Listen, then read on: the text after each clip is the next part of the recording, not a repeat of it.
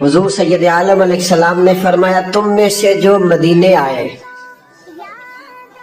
اور پھر اسے کوئی تکلیف پہنچے، اوئے ہوئے، کریم فرماتے ہیں تم میں سے کوئی اگر مدینہ منورہ آیا اور اسے کوئی تکلیف پہنچی تو فرمایا وہ مدینے کی تکلیف پہ صبر کرے، جو مدینہ منورہ کی تکلیف پہ صبر کرے گا میں قیامت میں اس کا سفارشی بنوں گا۔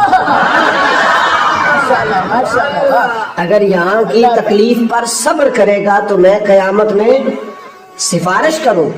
تو بھائی سمجھنے کا مقام یہ ہے اور غور کرنے کا مقام یہ ہے کہ اگر کوئی تکلیف آتی بھی ہے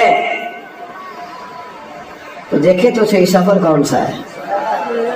اے پائے نظر ہوش میں آ، یہ کنویں نبی ہے، آنکھوں سے بھی چلنا یہاں بے ادبی ہے۔